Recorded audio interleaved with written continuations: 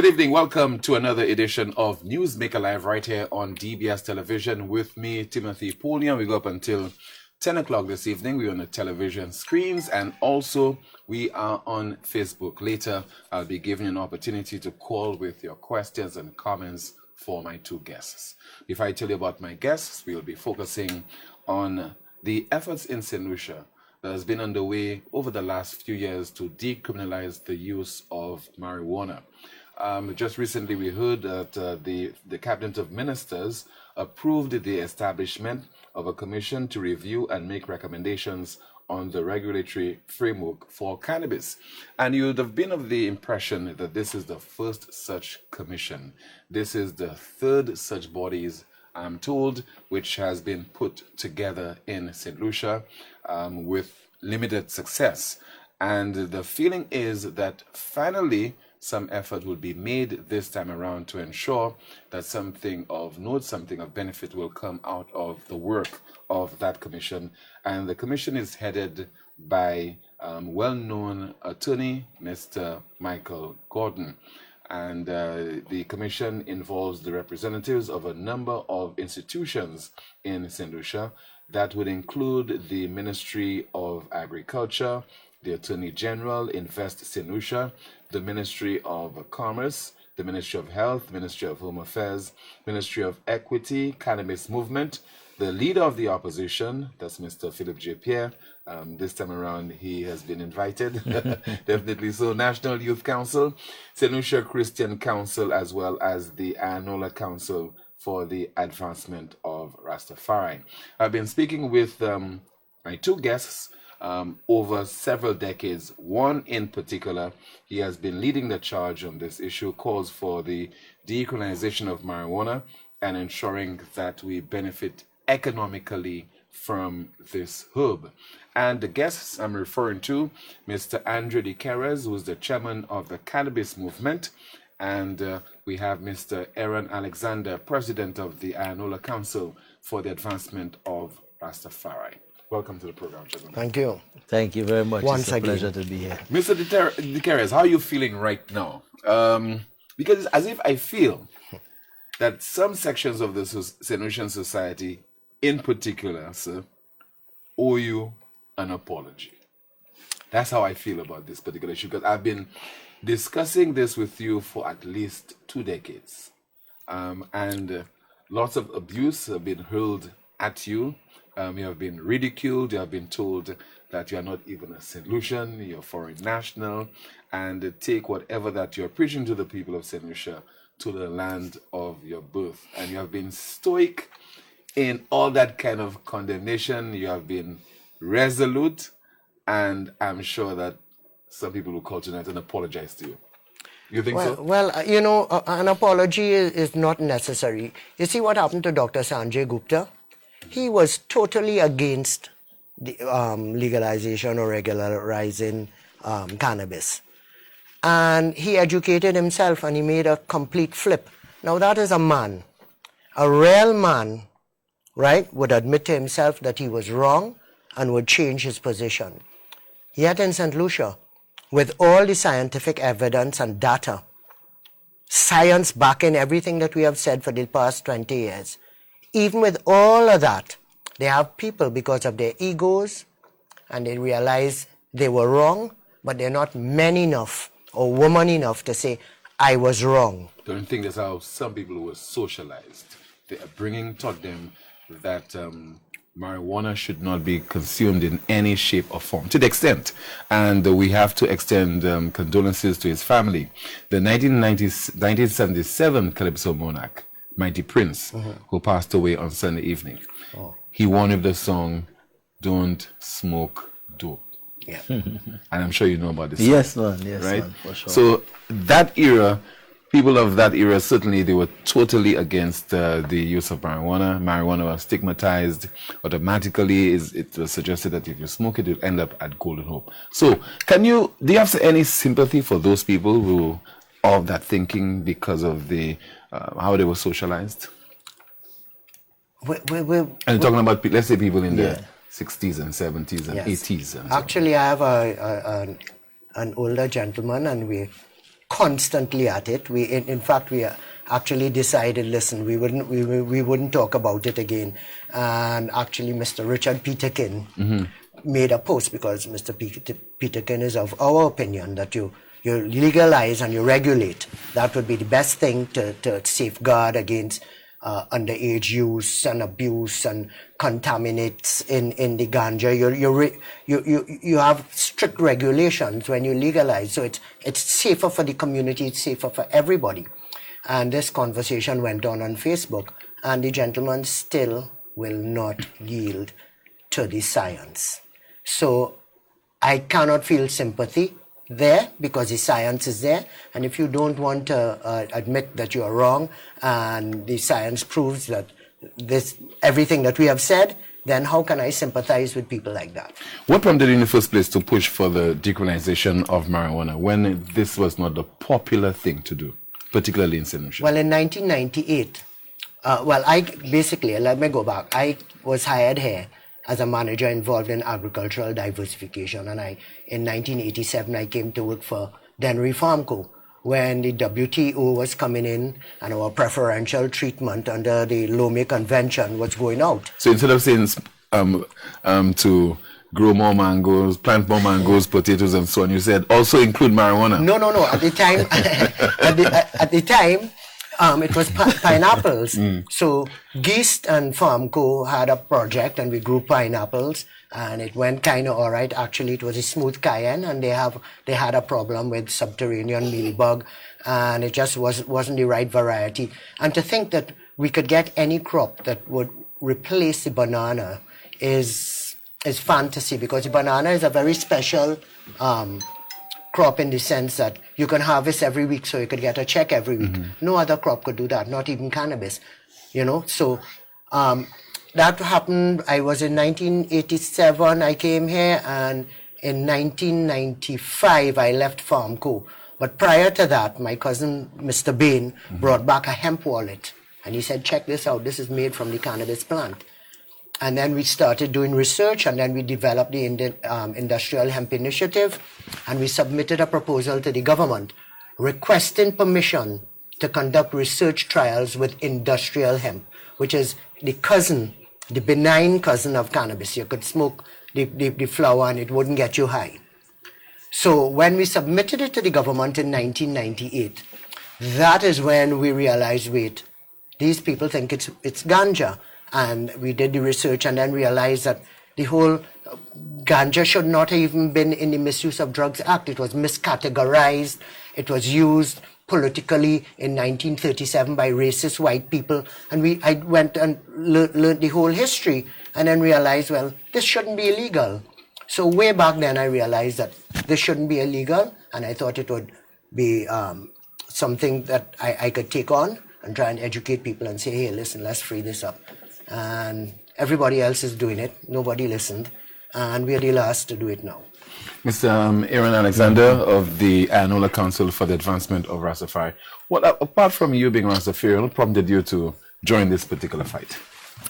Well, I love nature, and I believe that a plant like cannabis that has such great benefits for humanity, and based on even my faith of Rastafari, and looking about, reading scripture, reading different books that talks about a certain plant, and a plant of renown, and a plant that teach you, knowledge and wisdom and all these things. And I realized, well, marijuana is that plant that, the world is against, so there must be something good about it, because the world and the people and things that they fight against normally is very good for you, and they just don't want you to have that wisdom to use it. So for me as Rastafari, and knowing my history again as a black man, back in Africa, and, I learned that cannabis was something that was used way back thousands of years in Egypt to embalm bodies and all these kind of things, and to preserve bodies. And So the oil has been used for a lot of things. So I know the benefits of it. So I joined that struggle and joined that fight because I think it's the right thing to do. But quite apart from the benefits, we all know that the number of people who use things in a very irresponsible manner, and they do not educate themselves as to use it in a manner that will not bring any harm to them. We know of psychotic disorders. For example, we know, when young people use marijuana, they can have suffer from cognitive decline and poor attention and memory. So, don't you think that at that juncture, when people were raising the alarm, it was a sensible thing that they were doing in a sense, to bring attention to the fact that there must be certain regulations instituted? Well, first of all, the laws that prohibit the use of cannabis, the prohibition law, is not based on science. It was actually based on economics. I mean, back in the 1930s, there was reefer madness that, get people all scared about cannabis, and it was something used by black people and Mexicans. And you find that, people like DuPont were bringing in plastics and so on, and all this kind of industrial age, and these things were happening. And they fought against cannabis because cannabis is the alternative, very much biodegradable, and a lot of things that you could make with plastic, you could also do it with cannabis. So cannabis was a competition for even the tobacco industry and all these things. So the laws for prohibition against cannabis was based on economics and not science and not health and nothing like that. Is as the time went by, they start concocting these kind of things and making up some of those things. And I mean, they'll say that cannabis has a negative effect on people, but if you're predisposed to something already, probably cannabis can aggravate it and cause you to get into a state of psychosis and all these kind of things. But a lot of people that end up in these situations, when you investigate, some of them are using not only cannabis, they might be using other substances with it. So all these things people have to look at, but they'll just stigmatize it and tell you, well, it's cannabis, that is the main cause of it.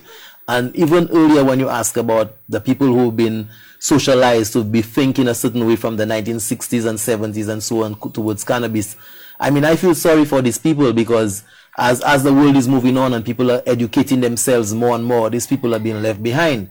And I mean, there's a saying that you cannot put old wine in new bottles, and these people have drunk of the old wine, so there's no space for the new for them, and they tend to be the stumbling blocks most of the times towards the real progress when it comes to cannabis. So I mean, these people, if in this time, if you're not part of the solution, then you're part of the problem. So these people need to realize that they have not educated themselves, and they need to do that. And if in the absence of that, I'm sorry for them, But don't you think, Mr. Dickeres, we did the right thing by safeguarding ourselves against certain fallouts? For example, more people could have been suffering very other conditions, psychiatric conditions and so on, if we had gone ahead and decriminalized the use of marijuana. What do you think would have happened to our society, our young people? Well, we're doing it now. So if we did it back then, for at least 10 years, we had the pathway to legalization. And part of decriminalization is rolling out a very strong national educational program where you educate people.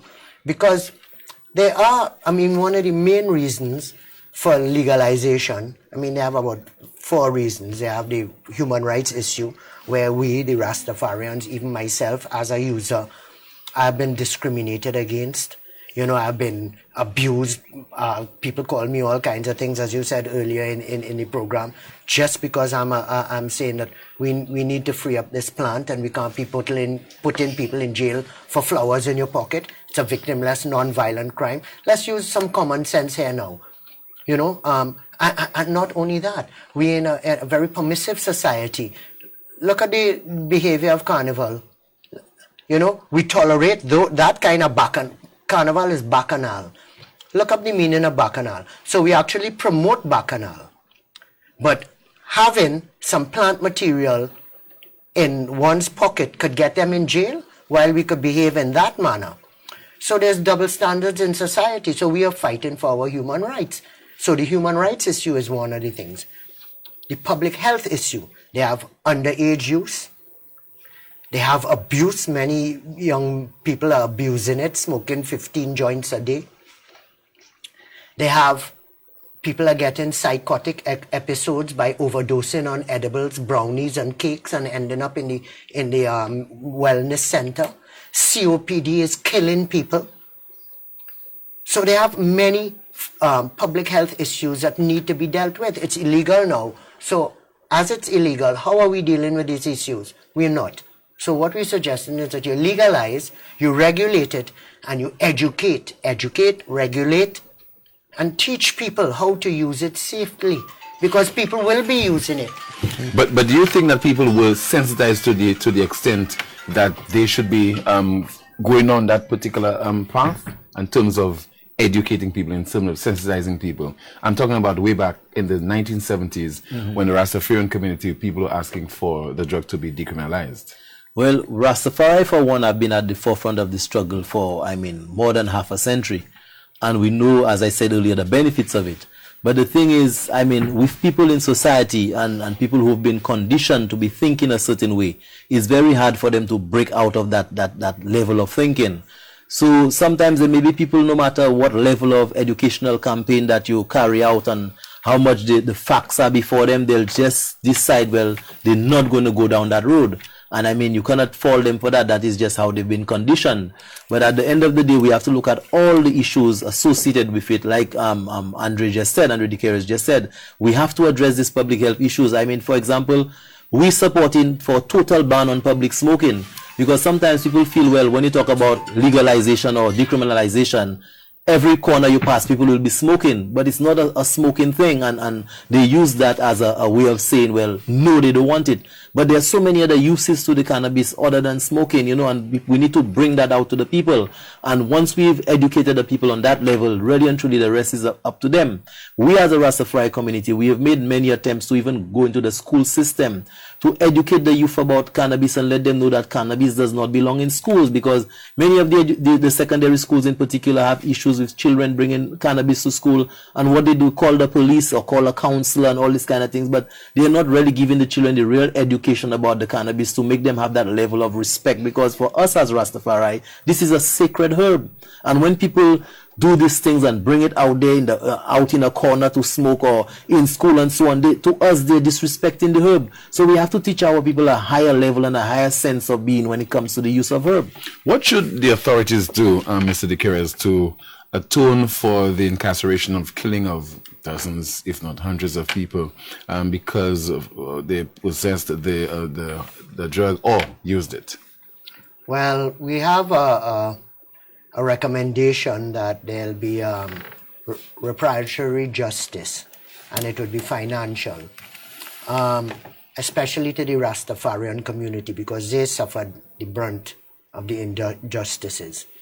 So what we're recommending is, in the new Cannabis Act, that a portion of taxes and profits go towards the Rastafarian community.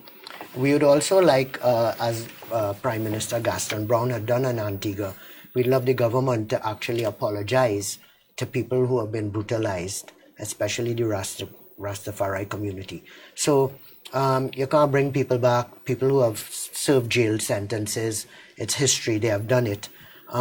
Also, too, we want to expunge criminal records. So there are a few things that we could do that would be sort of reparatory justice, and we're making those recommendations. We hope that the Commission will take those recommendations seriously. And that's about all we could do.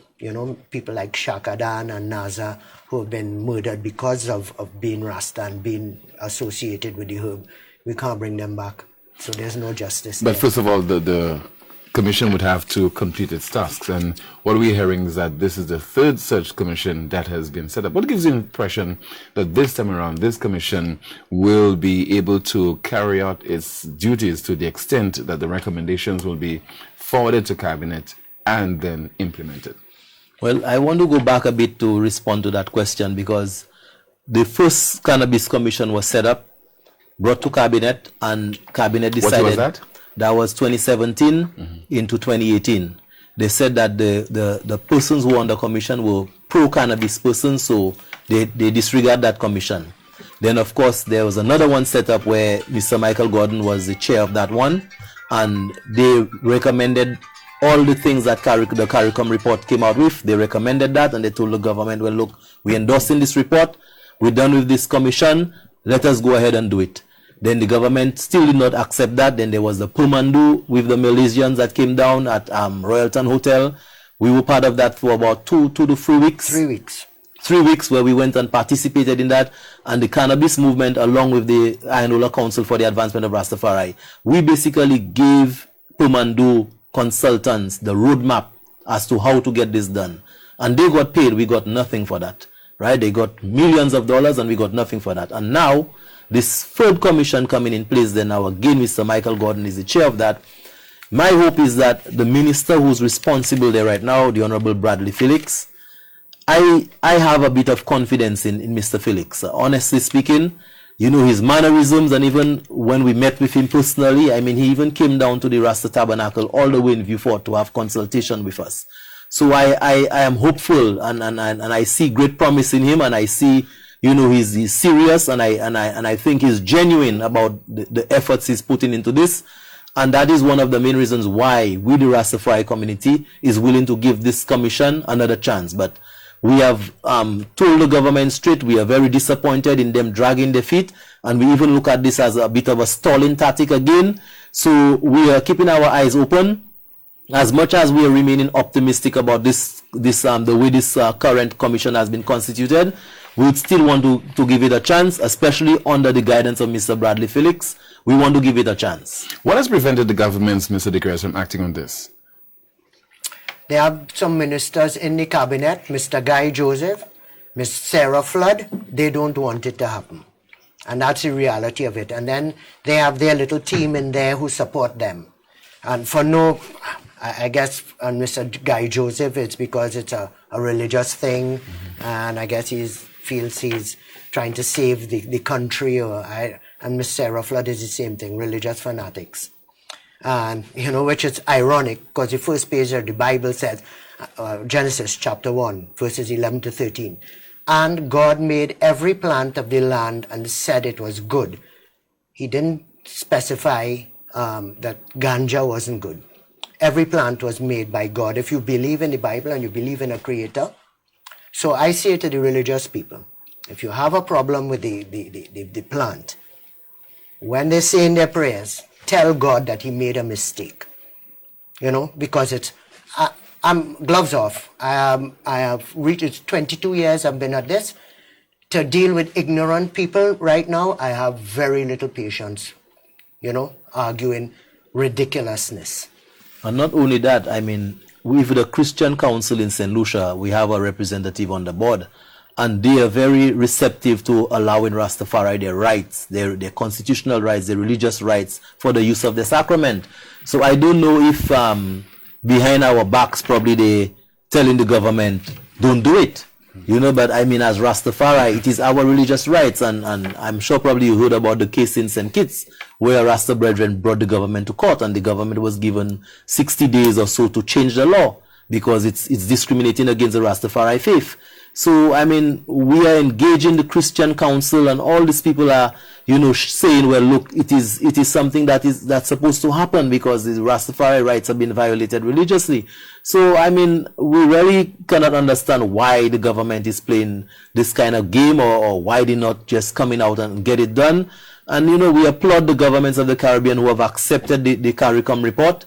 And I don't know why this government is just dragging and stalling, you know. But do you think also that the governments of St. Lucia, and I'm saying both administrations, because this dates back to as well, correct, the St. Lucia Labour Party, and there were government ministers there who opposed any decriminalization of marijuana. Do you think, quite apart from their ideologies and their support for a particular religion and so on, quite apart from that, the politics in terms of whether it will lose them votes? Yes, I think that has a lot to do with it. I think that a lot of the older people vote, and a lot of the conservative people vote, a lot of the religious people vote. And as a result, they don't want to lose votes or lose their seats. So they want to appease the religious people and tell them, hey, listen, we're not going to do that, and to save their seats. If it is decriminalized, Mr. Alexander, Do you expect that this will be a campaign issue in the next general election? Yes. If it is decriminalized? Yeah, And to what extent? whether or not is it decriminalized, it's going to be on the platform for the next election again. To what extent? Because what if it is decriminalized? It will be used. If it's decriminalized, well, the government will beat their chest and say, well, look, we did it for y'all and we did it and so on, and expect to win the elections. But you see, Rastafari people are wiser than that, because we've been deceived and we've been fooled and so on. So our eyes are open wider than people think. So even though a government may do it, that's no guarantee that they're going to get the Rastafari vote and they're going to win an election. There's no guarantee of that. That is why in politics, people should do what's right and not what's popular. And even though it costs you votes and you lose an election, but at the end of the day, you know you did what is right for your country. What do you think the people will say in terms of their position on the government decriminalizing marijuana? Because remember, Mr. De Queiroz, that Cadres did conduct a poll a few years ago on this. Yes, I think 54% were pro. Yeah, the people of the Caribbean, and not only that, CARICOM visited 11 territories, and this is what they got from the region. The people of the region want to see cannabis law reform. So, for the governments to turn their backs on the people, that's like a dictatorship. And it's ridiculous that it is happening at this point in time, especially when Barbados, St. Kitts, Antigua, Dominica weren't even in the conversation. We've had six 420 marches. How many times? For 20 years I've been on your program. The people of St. Lucia know about this more than any other country, island in the region, other than Jamaica probably, and maybe St. Vincent. St. Lucia is at the forefront.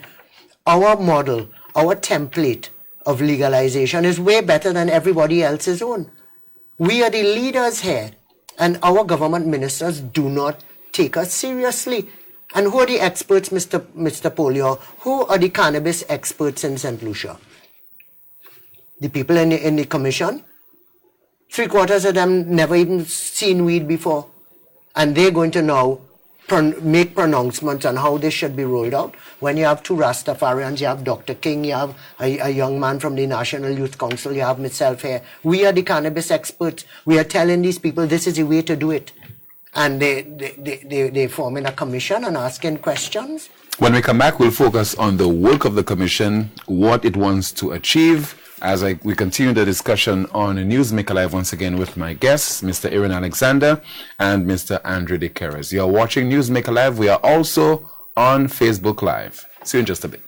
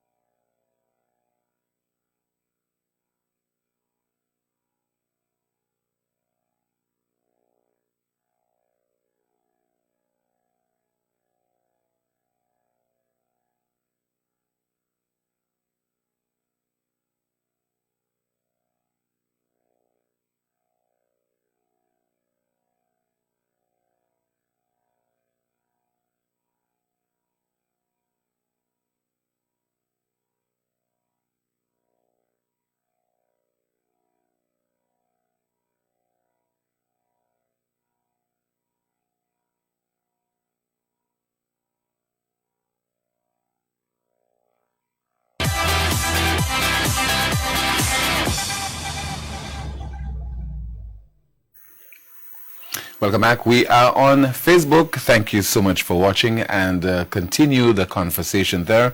I'll be reading some of the contributions that are being made, and also we will be taking your calls later in the broadcast, so please stay with us. Once again, you are watching Newsmaker Live right here on DBS Television. Okay, let's focus on the work of the Commission. And the Commission will consult on a number of issues fundamental to the design of a new legislative and regulatory framework for restricted cannabis use, and will be guided by the following. Let's go on to the second point, that is, keep profits out of the hands of criminals, particularly gang-related. What do they mean by that? Well, I'm not really sure. Keeping the profits out of the hands of criminals, actually, Mr. Alexander and myself are criminals, and anybody who is associated with cannabis are the criminals. So we are looking at this. Okay, let me help you there. Don't you think that they might be saying that people have a propensity to use the monies that people will be generating from the sale of cannabis to purchase illegal firearms and ammunition? Well, those kind of characters, I agree, should be kept out if they're going to be doing that kind of thing. But the man who's growing herb in the hills and the guys who are juggling herb on the block, many of those people send kids to school, feed their families on cannabis money. So because they're very clear on this, keep profits out of the hands of criminals. Yeah, but fellas who are selling 5 bags are criminals. Then many of them. If it is decriminalized, should you still consider those people to be criminals? No, because we want to turn criminals into legitimate business people. So we could make that transfer from criminal to legitimate business person.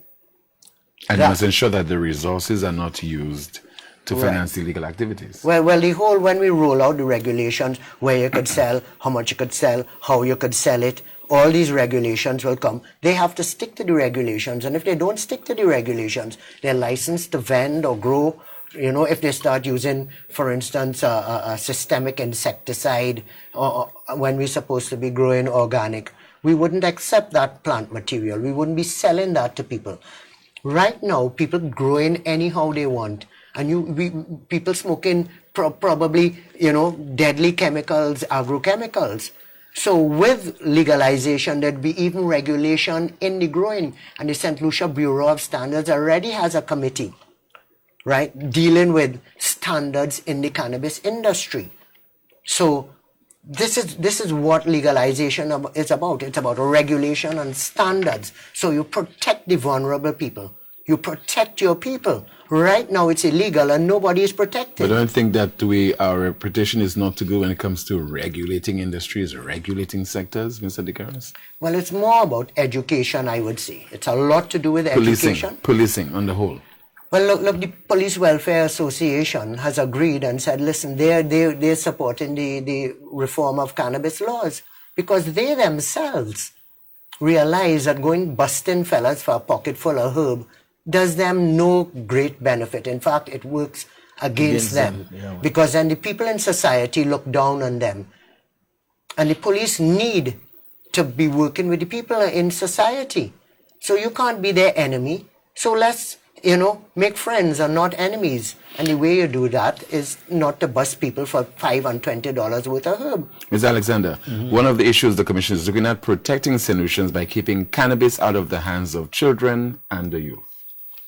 Well, again, as Rastafari, we ensure that we do those things. Some Rastafari families may decide to allow their youth to use cannabis, and some may decide not to. It's a personal choice for them. But then at the end of the day, the regulations must speak to that, because should it be a personal choice when this drug we are hearing scientifically can impact young minds, young people, children? Yeah, but there's also evidence to the contrary, because I know of Rastafari families who basically have used herb with their children from time they're young, and some of them have gone on to be at universities and teachers and lawyers and doctors and all kind of things. So, it's like I said earlier, if somebody is predisposed to some other condition, you have to be careful with that. But with the regulations, we're talking about the use of herb at a certain age. There must be the same way that you're not allowed to use alcohol up to 18 or so. There'll be all those regulations in place, and we have to stick to the regulations. So the youth will be protected. And even when it comes to the school system, like I indicated earlier, we have to have a serious educational campaign for the schools, to teach our young people about cannabis, the use and the abuse and all these things. The Commission is also looking at to reduce the burdens on the police and the justice system associated with simple possession of cannabis offenses. Correct. Exactly. That's what we were saying, that, the police overburden the justice system. You're busting a man and have to write up a report for $20 worth of herb. Then you're sending the man to jail and you're spending $60,000 to punish somebody for $20 worth of herb. Makes absolutely no sense. No sense. Economically, you're saving the government money. You're saving the police resources. When police there running down people in the hills and they have a ghetto and they have war in the ghetto, how are they helping? You have to be concentrating on hotspots. A man growing herb in the hills is of no danger to anybody. He's way out. He's not breaking in your house, raping your children or anything like that. He's an agriculturalist in the hills. So why waste the country's resources, especially when we have the surge in crime and shootings and stuff, and you're going to take the country's resources and put it up in the hills? Our drug squad doing step work, Sebuglak I Sepe Zeb. That's what you have our highly trained officers doing, cutting bush in the hills, when they should be in hotspots, ensuring that nobody's killing each other. Ms. Alexander, prevents St. Lucians from entering the criminal justice system and receiving criminal records for simple possession of cannabis offenses. Well, that is, again, earlier we spoke about expunging people criminal records and all those things, because again, simple possession, you get arrested, you get a police record, you cannot get a visa to advance your life. So I think the Honorable Leonard Montoute spoke extensively about that, expunging people's record. And it will be done where persons who have cannabis convictions, if they go and apply for a police record, right there and then they're going to expunge that from the records. Outside of this particular document, let me stray a bit. The Secretary General of CARICOM, Mr. LaRock, did warn that as much as efforts are being made to decriminalize the use of marijuana and to look at the benefits and so on, we cannot export the drug. Can I take it, transfer it from one border, one territory to another? It's illegal. if it's within CARICOM, why can't we export it? Because St. Lucia might be growing a certain strain that, Jamaica don't have or Barbados don't have. So if it's within CARICOM countries, why can't we trade with each other? There should be no barriers to that. Well, from my research, speaking to experts in the United States and Canada, it wouldn't be that's not going to be happening soon.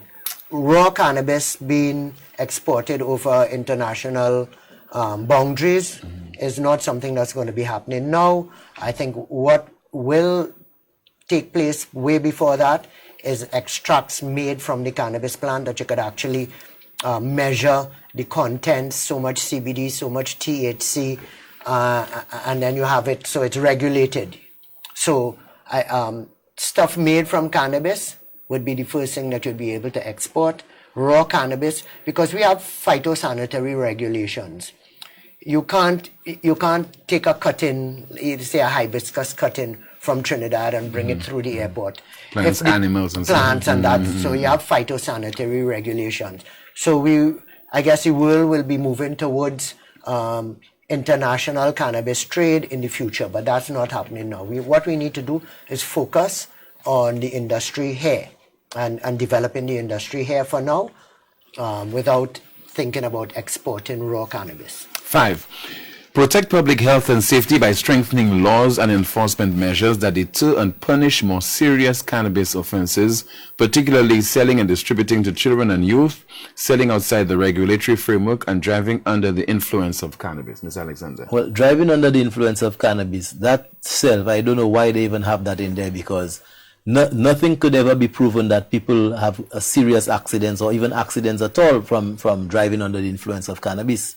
So I don't even know why they have that in there. But the other aspects of it, selling to minors and all these things, is the same way you don't sell cigarette to minors, you don't sell lotto tickets to minors. So, all that is acceptable. Well, the same way we ought not to be selling cigarettes to minors, it happens, and we should not be selling alcoholic drinks or beverages to minors. To minors, yeah. It does happen.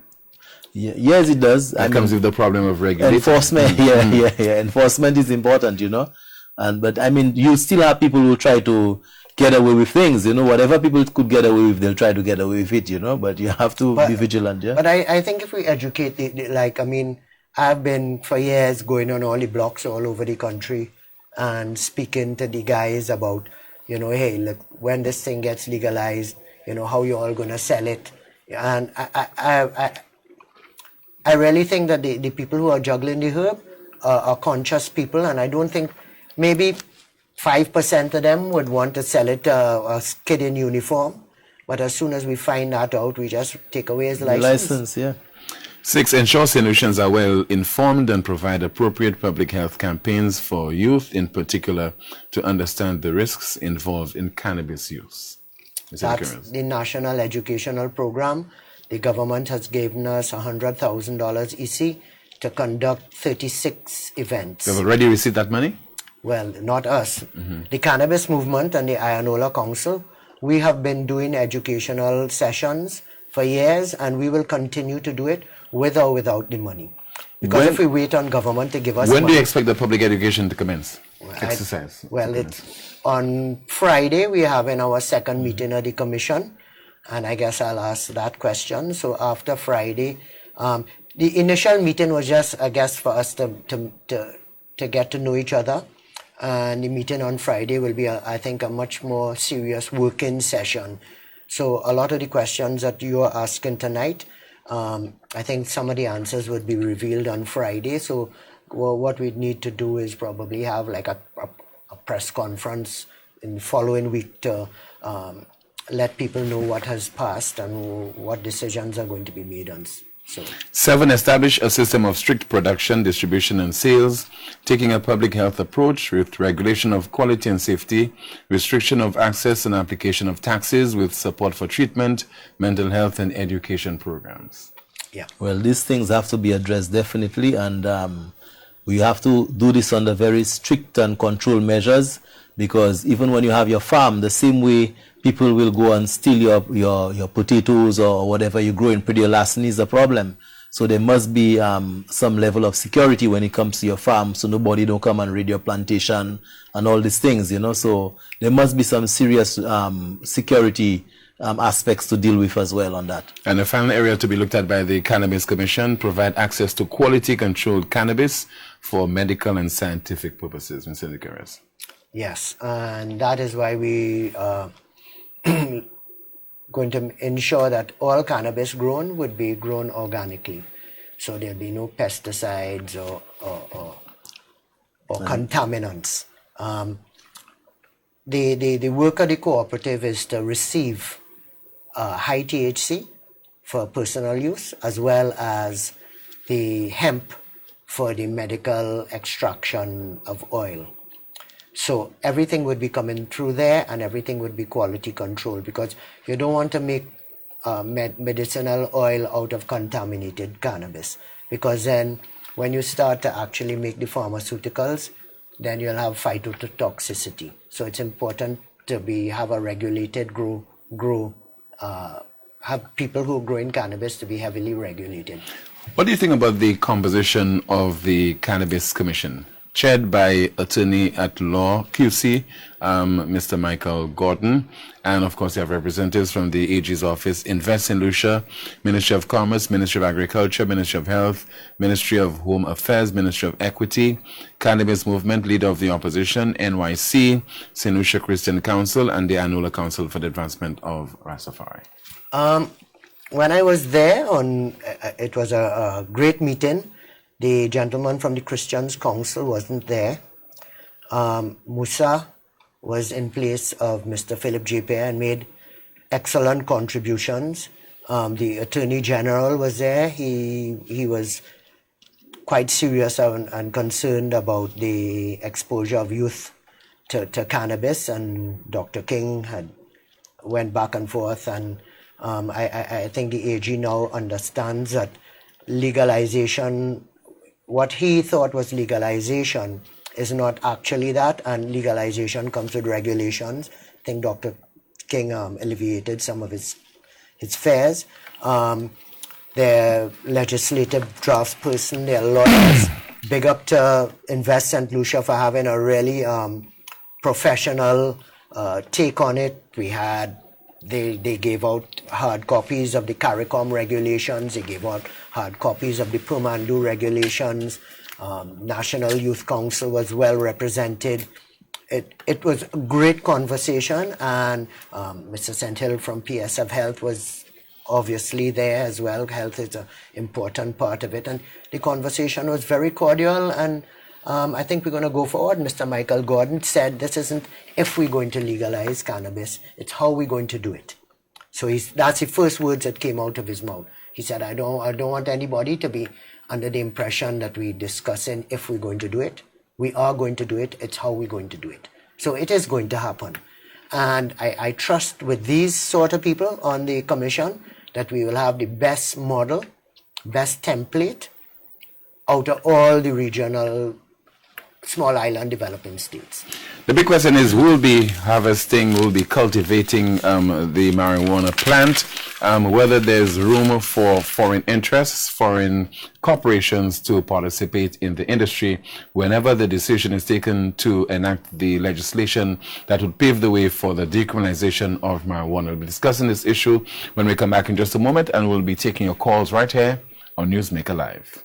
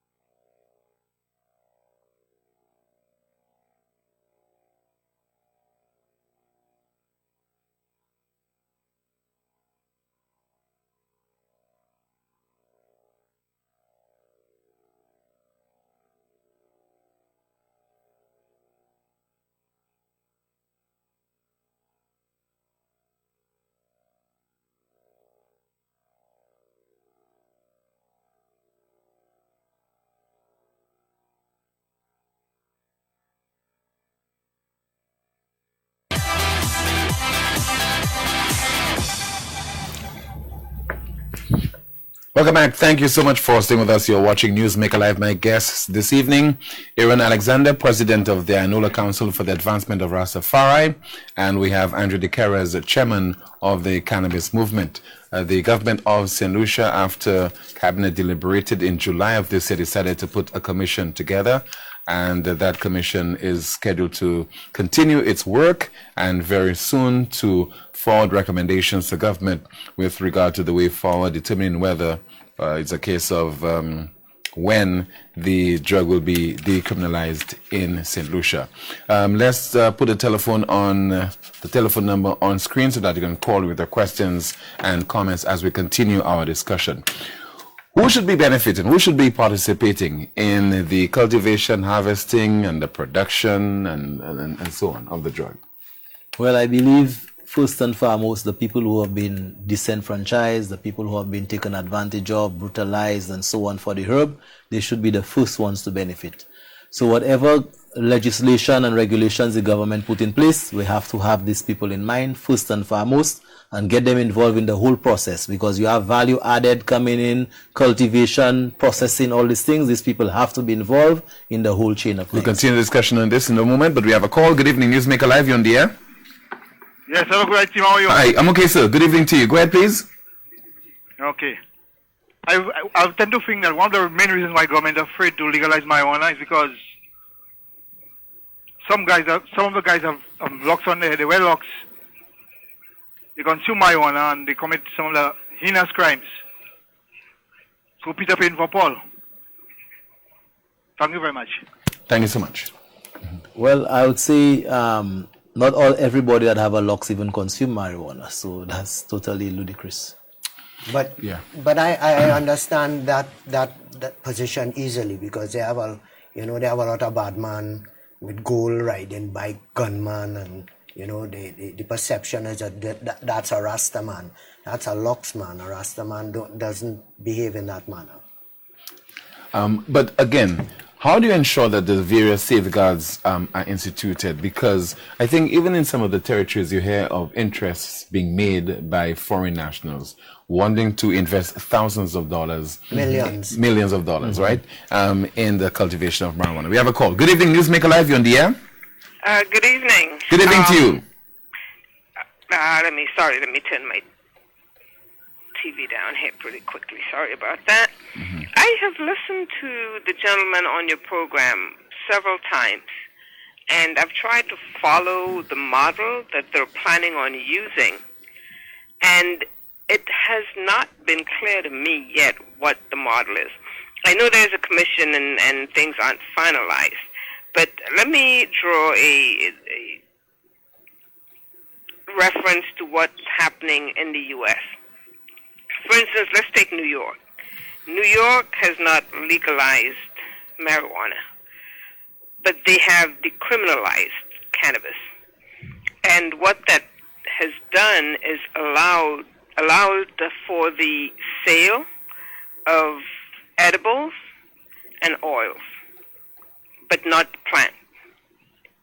California, on the other hand, has decriminalized and legalized, and you can buy across edibles, plant, etc., etc. I don't know what St. Lucia's intention is, whether the intention is to decriminalize or legalize. I think if we're going to legalize, we should draw a line between the Rastafarian community, because their situation is unique and it really should have been decriminalized for them a long time ago, because it's religious purposes and our Constitution does not allow you to discriminate based on religion, and I'm kind of surprised that none of them have challenged that yet, like some of the other islands have done. And I think for them, it should be completely decriminalized, completely legalized. I think for the rest of the population that are not using it for religious purposes, perhaps there should be some more stringent measures in place. In any event, I think it should be decriminalized across the board. Even if it's not legalized, it's decriminalized across the board. because we have a population in St. Lucia that's dramatically affected, and that's young men. And I don't understand why. Hello? Yes. Yeah, we're following. I don't understand why we continue to incarcerate and punish young men, because that's who's going to jail, for something that's really a victimless crime. Well, it's a crime now, but it's a victimless crime. And in my opinion, it shouldn't be a crime at all. I don't think legalizing will mean that a lot of young people who do not now smoke will begin to use the herb. I really don't think that. Correct. I think that there are so many people using the herb right now. For the most part, we have absolutely no control over what's being consumed. Just recently we had the show where all of these young people just dropped, passed out, nobody knows what happened. Mm-hmm. Who's to know if some of this genetically engineered product that's coming from out of the region was not introduced into St. Lucia, and these young people were used as guinea pigs to see what the effect would be on them? We don't know. No one has looked into it. But if we allow our people to grow, we know exactly what's being consumed. We have no reason to bring in anything from the outside. Correct. We'll cut down on crime. If a 17-year-old just got shot in Georgeville the other day, I understand it had to do with some trafficking. All of those kinds of problems would be eliminated. Correct. We have murders. A lot of these senseless murders are probably concerning this substance. But if it's decriminalized, all of these things are cut, and our police force would be freed up to do real criminal work. Correct. So I hope that the commission works quickly. I hope they decide that that is the way to go, and I hope we allow all these young men that are in jail for cannabis out, expunge their record, and allow them to be productive citizens, even if it means that they're working in the fields, growing the herb. And the most important thing to me, Timothy, and your panel, is we have economic problems here. Denver's making millions of dollars. California's making millions of dollars. New York, New Jersey on the medicinal side are making millions of dollars. We can't get our education system taken care of because we have no money, yet we have a plant that's perfect for our weather, for our hills, and we're not doing what needs to be done to free ourselves economically. And we really, really do need to take this seriously, because the rest of the world is leaving us behind. They're doing, you have no idea how much they're doing right now in terms of studies and everything that we're not a part of because we're behind. True. Thank you. Thank you so much for your contribution, Chairman. Well, Wow. that's exactly what we say. saying. But to answer her question, everything that she said is what we want to achieve. But the way to legalization is first you decriminalize, as she said, right now. Let's just stop the madness. And during the process where we're developing regulations and writing a Cannabis Act, we have a full national educational program. So by the time the act is finished and all the regulations are done, legalization can take place. Good evening, News Maker Live, you're on the air. Yeah, put it, good night. Put it into that marijuana. Good night. Marijuana topic. Look now they have those vapor smokers and people already getting sick by that and all kind of stuff. So I want to know what they want to come up with now for those people that are not smoking marijuana, because people are already getting sick by those vaporizing things, just to try to cut off the use of the marijuana stuff. Okay, thanks a lot, sir. Okay, those vapes are not, they're not vaping ganja oil. They vaping tobacco oil, high in nicotine, and they add flavors to them. Now, these flavors are legal the FDA approved those flavors for eating. Now, if you burn those flavorings, your additives, like strawberry additive, the actual liquid, the FDA allows you to eat the liquid. It's edible. But when you burn that liquid, it changes its chemical composition, and they believe that is what is causing the problem. So it has nothing to be, they're not vaping pure cannabis oil. That's the contaminants. And that's the capitalist system in the United States that just jumping on the gravy train. Now, Mr. Alexander, Agriculture Minister Ezekiel Joseph has warned that cultivation does not come cheap. And he recently advised interested farmers should begin putting project proposals to the commercial banks. For example, where do you get the resources from to have your marijuana field, and to ensure that you utilize the technology to ensure that it is grown in a manner that can be put to proper use, so that it can be compared to the marijuana plants of other countries, and you can fetch a good return for it? Well, it's all about investment, whether it be local investment or foreign investment, etc. All these things are welcome in the mix. We just have to ensure with the regulations that there are things in place to protect our local farmers, especially our local farmers, to ensure whatever investors that will be coming in to provide seed money, etc. Because that's another critical thing. Providing seed money is very critical. And you go to organizations like SEDU, and they have so many good business plans, not necessarily cannabis, but very good sound business plans, but there's no seed money. We'll explore this in just a moment. We have a call. Good evening, Newsmaker Live, you're on the air. I am calling out from the heart of Fort Saint-Jacques. Thank you so much for calling.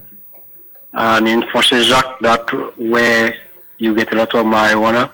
And I know a lot of people that go to jail in Fort Saint-Jacques just for marijuana, pay a big sum of money just for marijuana.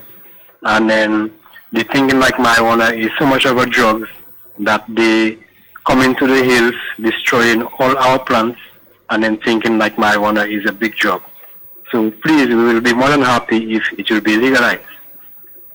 All right, thanks a lot. And this is precisely the people in Fort Saint-Jacques. They have so many, unfortunately, poverty is the cause of many of our social problems. And many of the young men, because of poverty, never finish school, and they end up growing their hair, smoking weed on the block, liming with their friends, and they disqualify themselves from traditional job markets because of their hairstyle and the way they conduct themselves. This is a great opportunity to get many of those youths involved in an activity that they could contribute positively to the development of the country. Because they're not going to be working in hotels or stores or garages or anywhere, things like that. But we could certainly take them into the field, and they're so enthusiastic. All the young men that I have met, and they have tons of them, are totally into cannabis cultivation. But the good thing about it too, many of these young men, they're not only planting cannabis because they're up in the hills, so they also plant in vegetables. We could reduce the food import bill, because we want to tag with the Ministry of Agriculture. They have identified 7 crops that we import that we shouldn't be importing. Now, what we are saying is that we're going to rotate cannabis around these crops and have some sort of relationship with the Ministry of Agriculture. So we could, apart from making money in cannabis, we could actually feed the country with these 7 crops. And the amount of people that will be growing cannabis, I think we could start exporting a lot of our fresh vegetables to regionally, to Antigua that doesn't really produce, and some of the northern Leeward Islands that don't produce their own food. Barbados imports a lot. They're just right over there. So these young men who we consider to be low life and not doing anything, we could actually incorporate them and let them be productive citizens. Back to Mr. Alexander, in terms of how do you, the mechanism that you put in place to ensure that farmers operate under one umbrella, how do you start from day one when the government, and if the government says marijuana has been decriminalized, what happens? Well, we want there to be an umbrella organization, and what we envision is a cooperative called the Herbal Cooperative, and it is an initiative that's already underway. And so things are happening simultaneously. So while the commission is doing their work, we ourselves, the Cannabis Movement, the Rastafari Council, we are very much on the road to setting up this cooperative. And this cooperative will be the umbrella for the industry. And of course, you have things like licensing authority have to be established and so on. And you know... Okay, the licensing authority, the composition. Yes. Well, we would like to see a member from the cooperative involved in the licensing authority. We want to see people from the Attorney General Office, possibly somebody from the Rastafari Council, ICA. So we want to see the composition will be something that is broad-based. So that licensing authority, any investors coming in from overseas, etc., they have to go through that licensing authority. And of course, investors will have to play a role to scrutinize and due diligence. All these things have to be done. So the regulatory framework that will be set up have to be all-encompassing and taking all these things into consideration. But at the end of the day, we want the cooperative to be the umbrella organization that actually governs the industry. How do you select the farmers to make them a part of this cooperative? Well, the farmers, we have to identify, first of all, who the farmers are, how much land they're growing on. Will they be registered? Yeah, they have to be registered in the cooperative, and we have to see the land that they're producing on, if they own the land, if it's family land. All these things have to be regulated as to where they're growing, because right now we have farmers growing in the forest reserve, and it's not good for our water supply. So we want to remove these people from the forest reserve, bring them on more suitable lands, and help the forestry department to have reforestation and all these things going on. Because right now they're destroying the forest, trying to go and hide growing cannabis, again because it's illegal. So we need to bring these people into mainstream industry, make them legitimate businessmen, get under the umbrella of the cooperative. The cooperative have to put mechanisms in place to go and supervise the farm, and all these kind of things have to be done because there must be standards. So it is something that will have to be all-encompassing and all-embracing of all our farmers. Those who are presently involved in it, we have to start with them as a base to build up this industry. Where will the land come from, Mr. Dickers, as far as you're aware? Well, right now, they have farmers who can produce land papers. So people who have their own land and who are growing cannabis would just register with the cooperative, and they would continue to do as they always have been doing. People who don't have their own land, or who are growing on families' land without permission, or on other people's land, or in the forest reserve, as Ian said, the cooperative, we are requesting that we get a substantial amount of land, and these are the people who don't have land would come and grow on cooperative lands. But the cooperative will only be growing, medicinal grade. Because the fellas who have their own land and who are growing high grade will continue to grow high grade. So we don't want to swamp that market. That'll be what, from recreational use? Personal use. Recreational, we stop using the word recreational. It gives people the wrong impression. It's personal use. Everybody has a personal use. You use it for personal use, whatever is to sleep or to eat or whatever you're doing it for. On religious grounds? Well, that's sacramental use. Yes. So they have sacramental use, personal use, medicinal use, and then hemp is industrial use. So they have various uses. The plant is a multifaceted plant. So for the personal use, like what I use, I mean I use it for many different reasons, but I am not a Rastafarian. Do I use it to meditate? Yes, I do take a smoke and go out at sunrise and try and connect with the energy that I think, I don't know what God is yet, but I believe in nature, and I believe in the sun and the breeze, and and when you take a little smoke and you go out there, you kind of feel, you feel the cosmic energy that we're all part of, So maybe it's a different sort of religious feeling, but it helps me and, grounds me and, let me know where I stand in the universe. So I do use it, not sacramentally, but more spiritually. It's a spirit. It helps me spiritually. Ms. Alexander, again the land. So will you be looking to government for some kind of assistance in this regard? As Mr. Dickers said, definitely from the cooperative perspective, we will be seeking from the government some land.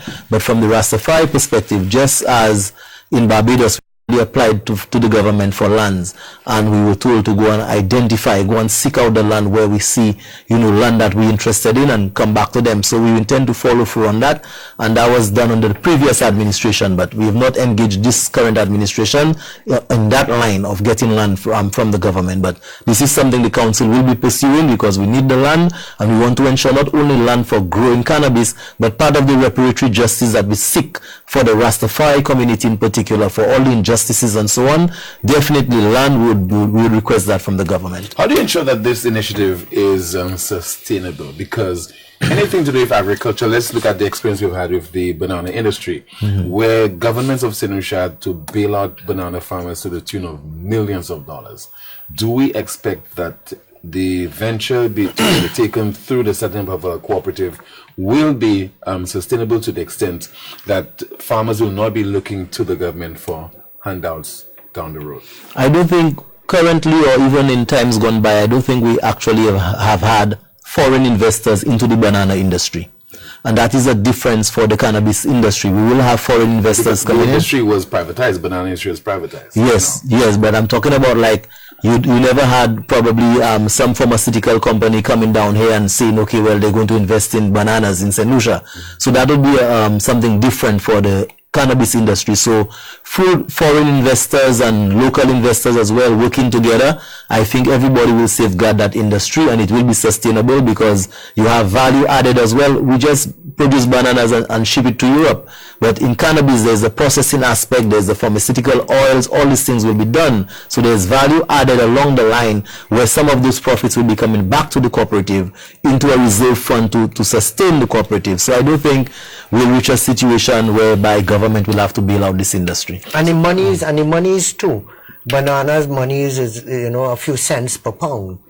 This is multi-dollars per pound. So the revenues derived would be able to sustain the cooperative. So I don't think we'll be short on cash. What will ensure that our industry will be so attractive that will be able to be competitive, that will attract a market, considering that so many parts of the states have already decriminalized the use of marijuana? They're benefiting from this.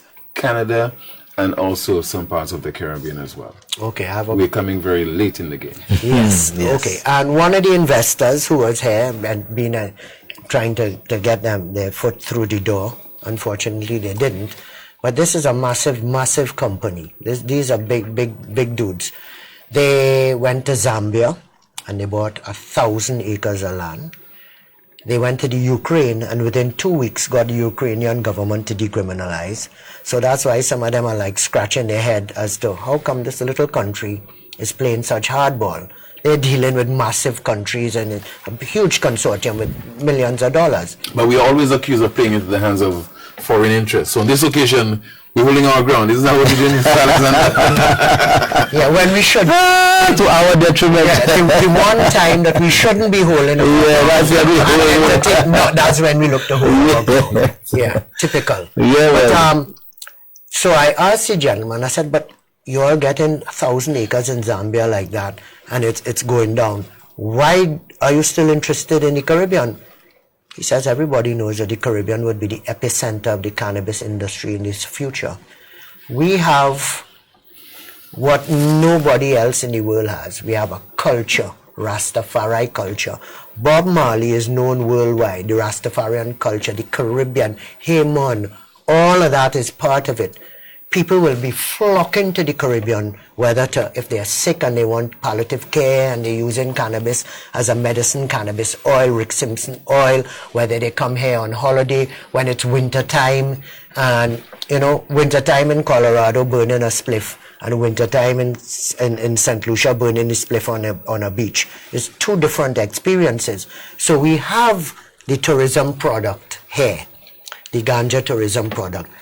But we also have the soils, we're in a good location, we're in a safe area. The gentleman said that Africa is a mess over there, so they must have corruption and violence, while the Caribbean, we have a little corruption and a little violence. But because we have a little country. It's not a lot. But not enough to disrupt.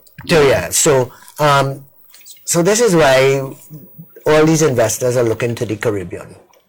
You know, so I believe that we will have a good future once we roll out a sustainable... So how you ensure that it's success in terms of the marketing, in terms of the labeling? Well, I think, first of all, we have to look to the local market first. We have to look to ensure that we do not import any cannabis from any country first. We have to make sure we could satisfy our local demand, and there will be demand because, I mean, all the hotels we have in St. Lucia, they will be buying from the cooperative to have the kiosks or whatever they have at their hotels to distribute on the dispensaries, etc. in the hotel. So they'll be actually buying from the cooperative. So we have to look for the local market first, satisfy the local market. And then I think even by doing that, there'll be so much money generated locally, and all that money stays in St. Lucia. And of course, the tourists coming down and so on, as Andre said. I mean, there's so much that we can offer when it comes to that industry in St. Lucia. So we have to, get the ball rolling, I think it would be passing strange that people who have been totally against the decriminalization of marijuana and so on, who have looked down at Rastafarians, all of a sudden, they, Mr. De Queiroz, will be part of the initiative to benefit from that cannabis industry. Yes, it's just like Colorado, California, a lot of these places. What has happened is that we don't have a racist problem here. We have a elitist problem. In America, Mr. De Queiroz' daughter is in studio, so he's making all kind of gestures. Yes, That's understandable, man. They didn't fight in Kung Fu, man. Sorry about that, viewers. So basically, in the United States, the black man is 20 times more likely to be put in jail because of cannabis. And when we look at Colorado, we don't see one black man owning a grow operation or a dispensary, and they've been pushed out of the market. In our case, it's not a black and white issue, it's a poor and rich issue. And that is why we should use this as a project in poverty alleviation. Once you lift that, create a pathway of social upward mobility for the poor man, then you deal with a lot of social ills. So we are asking that people who never burn ganja, don't like Rasta, don't like ghetto youth, don't like anything, please hold your corner. This is for ganja people. This industry is But if those people have money to invest, they are local business people, what is preventing them from having a stake in it? Well, we can't stop that, but we are hoping that they don't pay people who are working and who know about cannabis cultivation $35 and $40 a day. If you want somebody to grow herb on your land, Mr. Richman, who has all these acres, you're certainly not going to dig the dirt.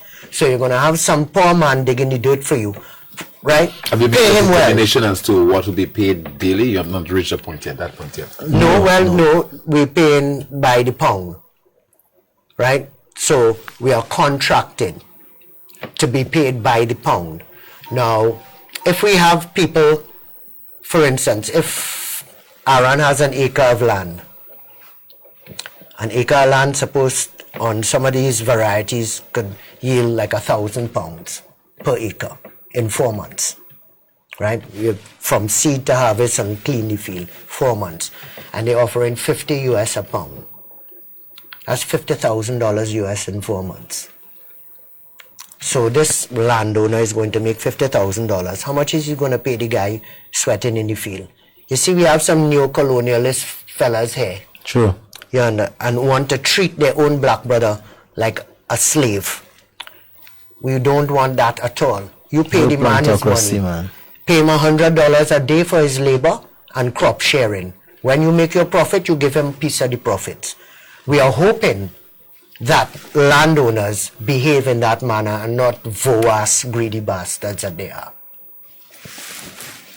I endorse what my brother Andrew De Queiroz just said, because you won't put it that way. Well, I'll put it even a little more hot, a little more fiery. No more slavery days, my brother. Slavery days are done, and no more plantocracy in this country. All these things we have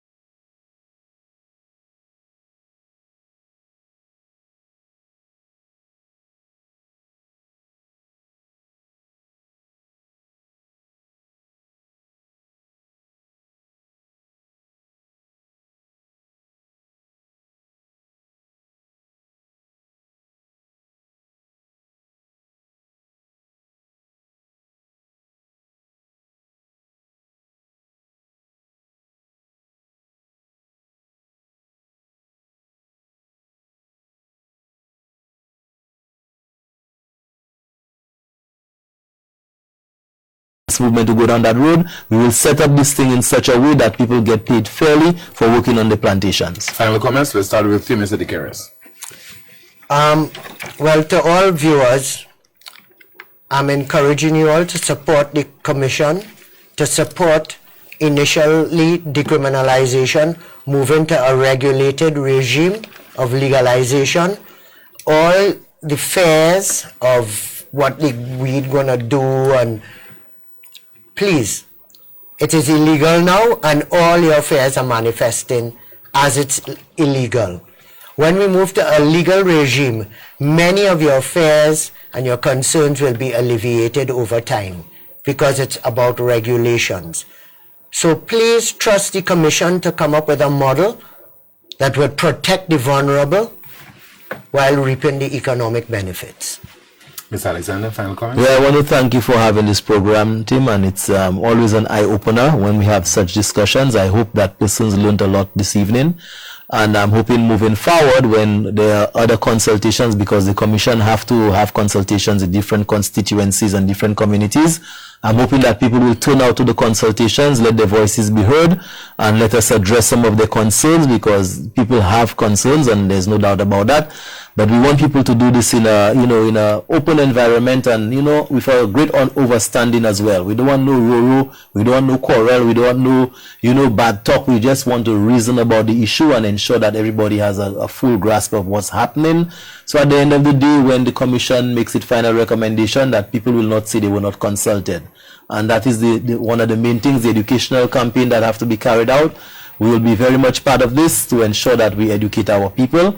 And I want people to turn out to the community centers, wherever the town hall meetings will be taking place, the programs like this, call in and ask questions, because education and they said information is power, knowledge is power. So I want my people to get very knowledgeable about this issue, and let's move this ball forward, Mr. Alexander and Mr. DeCaires, as always, thank you so much for being my guests on this evening's welcome, brother. And to you, thank you so much for watching the broadcast and contributing via your calls. If it's Wednesday, it's Newsmaker Live. Time now for the clip that peaked.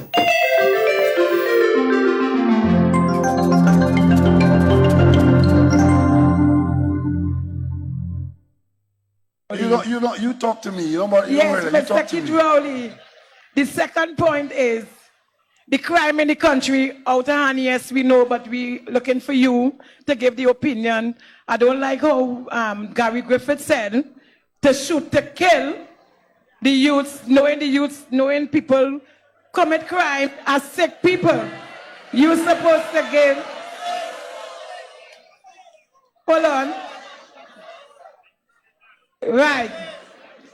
We looking at you to give us our opinion how to deal with the crime situation, because if a man do a crime, he's supposed to end up in the prison and your police force killing them, yeah? We don't like it. That statement is not a correct statement.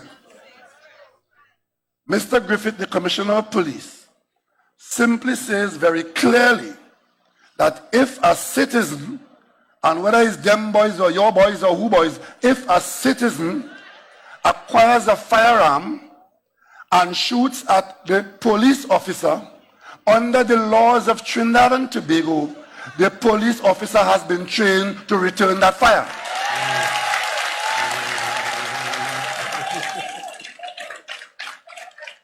That is the law.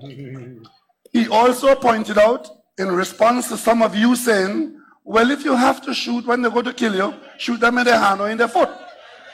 All Mr. Griffith says is that if you look at the training that you, the taxpayers, have provided to the policemen, there's no target practice at the police range for hand and foot.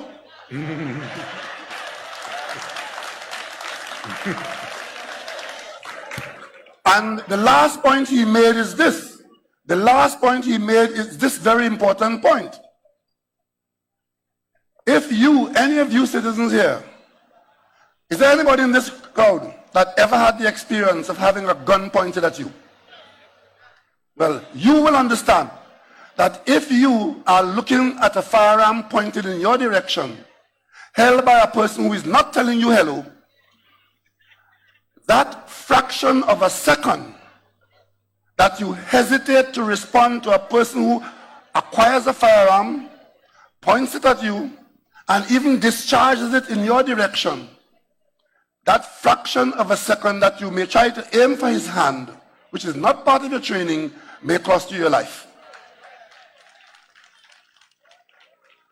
And in full understanding of that, the Parliament of Trinidad and Tobago has given police officers and other authorized officers the authority to respond in that situation and that situation alone. The law also makes provision for that not to happen, starting with don't acquire a firearm, worse, don't acquire an unlicensed firearm, worse, don't engage in practice where you have to confront the police with your unlicensed firearm, and worse, don't shoot at the police. All of those things might save you. So let's not make any bones about it. There are thousands of citizens in this country who have had the experience of a firearm directed at them with ill will. Many families, thousands of families, are still this minute grieving from the effects of a firearm, an illicit firearm used against a citizen. All we are saying to those who are so inclined, don't do it. And then you wouldn't have to deal with Griffith.